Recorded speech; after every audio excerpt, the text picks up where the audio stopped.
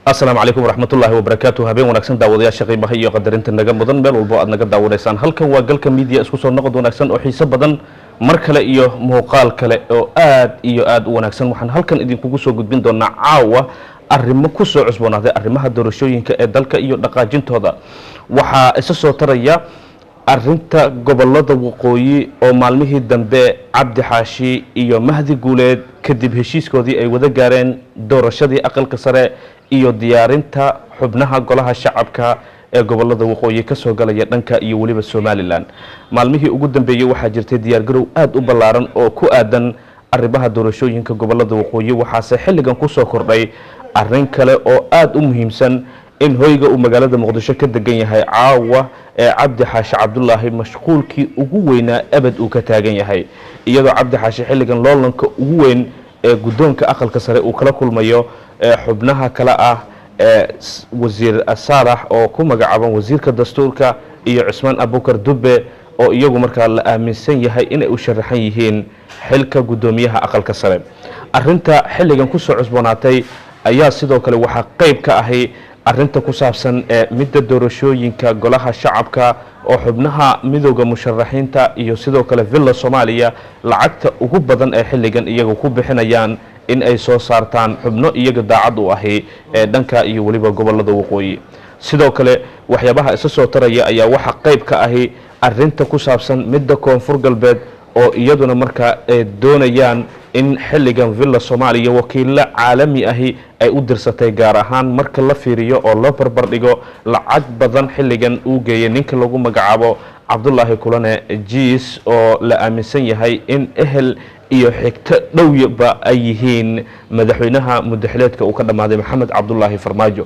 xogta sidoo kale waxa ay caawa markaa warqabadka soo gaaraya ay tilmaamaysaa in guud ahaanba lacagta ugu badan xilligan lagu kala iibsanayo xubnaha golaha shacabka arinta gobolada waqooyi waxa xilligan ku soo kordhay saddex jiho oo xilligan la aaminsan yahay in xubnaha gobolada waqooyi qofka helay uu xilligan rajada xilka madaxtinimada uu isagu markaa aaminsan yahay inuu heli doono waxa soo labeeya ayaa iyaguna waxa qayb ka ahay xubnaha koonfur galbeed ka soo galaya ee golaha shacabka oo xilligan lagu kala loolamayo awoodda ugu badan xilligan Villa Soomaaliya ay siinayso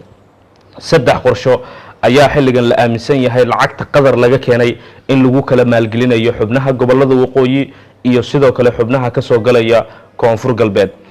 madaxweyne Farmaajo waxa la sheegay in ciidamo isagu daacad u ahay ay xilligan ku sugan yihiin dhanka iyo waliba magaalada Braawo oo ah xarunta labaad ee deegaan doorashada ee dhinaca dawlad goboleedka koonfur galbeed sidoo kale lacag malaayiin dollarka Mareykanka ayaa la sheegay in lagu kala furfurayo xubnaha dhanka iyo waliba gobolada waqooyi oo la aaminsan yahay in xilligan markaa cidda heshay awoodda ugu badan ee xilligan iyagu ay ku maquunin karaan midowga musharaxiinta ayaa la sheegay in uu xaalku ku xun yahay sheergareeya muuqaalka cid walba uu soo gaaro waxaan ka codsanaynaa in marka ugu horeyso muuqaalkan ay sheergareeyaan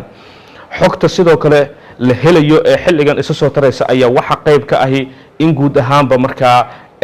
guud ahaan marka la fiiriyo oo loo barbar dhigo awoodda xilligan Villa Soomaaliya ee dhanka dhaqaalaha ay ku daafurayso ay tahay arinta doorashada ee golaha shacabka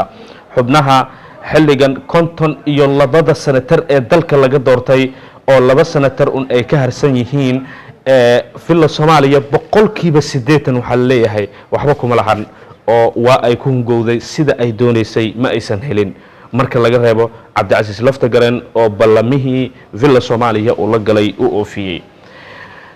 markan waxa ay markaa ku dhiman doontaa Villa Soomaaliya sida la aaminsan yahay arinta golaha shacabka oo markaan 275 xubnood ay yihiin Villa Soomaaliya oo ay doonayso 175 ka tirsan in ay gacanta ku dhigto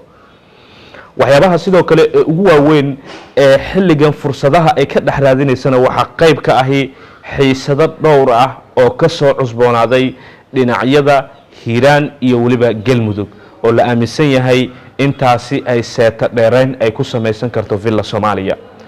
awoodo ciidan oo isbiirsaday ayaa sidoo kale xilligan waxa laga soo warinayaa dhinacyada ay xilligan Villa Soomaaliya ciidamada ay u dirayso xaalku waa culus yahay dowlado badan ayaa la sheegay in ay si weyna uga quusadeen rajada doorashada Soomaaliya.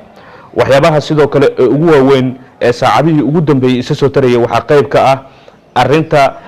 Mahdi Guuleed iyo Cabdi Xaashi marka laga tagayo aqalka sare xubnaha gobolada waqooyi midba midka kale inuu isagu markaa ku gorgortamayo. Cabdi Xaashi caawa gurigiisa mashquulkii ugu weynaa ayaa ka jira. sidoo kale Villa Soomaaliya waxa ay doonaysaa in uusan gacantiisa ama gacanteeda uusan ka bixin ninka lagu magacaabo Abukaate Mahdi Maxamed Guuleed Qadar oo la aaminsan yahay in jokerka iyo shaxda siyaasadeed ee gobolada waqooyi dhanka iyo waliba Villa Soomaaliya uu adeegsan doonto uu noqon doono.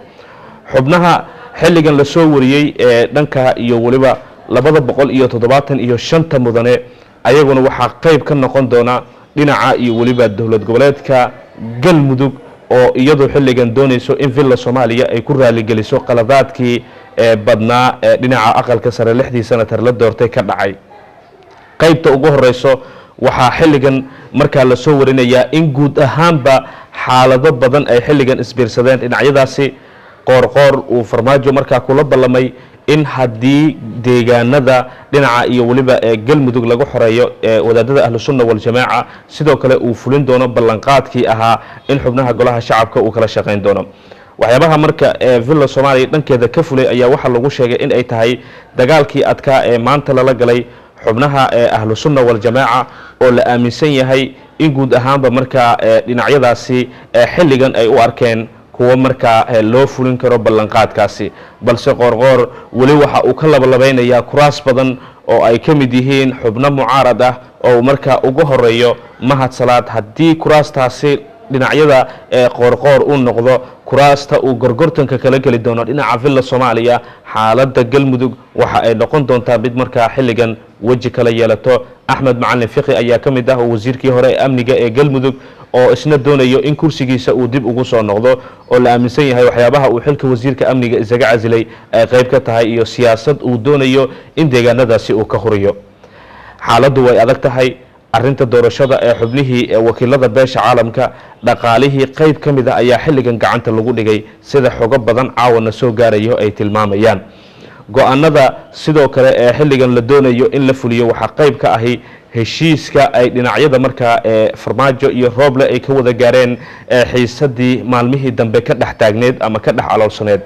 waxyaabo badan ayaa caawa markaasi guux siyaasadeedka ugu weyn waxa uu ka dhex jiraa hoyga uu magaalada Muqdisho ka degan yahay Cabdi Xaashi iyo Mahdi Guuleed oo mashquulkii ugu weynaa dhinacyada mucaaradka iyo Villa Soomaaliya xilligan ay yihiin kuwa uu kala dhuumanaya hoyga uu Cabdi Xaashi ka degan yahay magaalada Muqdisho. muuqaalkan sii sheergareeya wixii war ah oo ku soo kordho arrimaha doorashooyinka ee dalka waxa aad markaa ku daawan doontaan wararka iyaga dambe. waxaan mar labaad iyo mar saddexaad idinka codsanaynaa in barteena YouTube ee Galka Media aad markaasi subscribe ama aad rukumataan sidoo kale wararkan aad u sii sheergareysaan saaxiibadiina kale. wixii afkaar ah qaybta commentiga inoogu soo qor. haddii commentiga uu ka buuxsamo ama qaybta commentiga aad macnaha aad ka yara mashquulsho waxaad sidoo kale si toos ah noogu soo gudbin kartaa afkaartaada qaybta fariimaha ee hoose ee nagula soo gudbiyo. waa mahadsantihiin. muuqaalka sii sheergareeya mahadsanidin.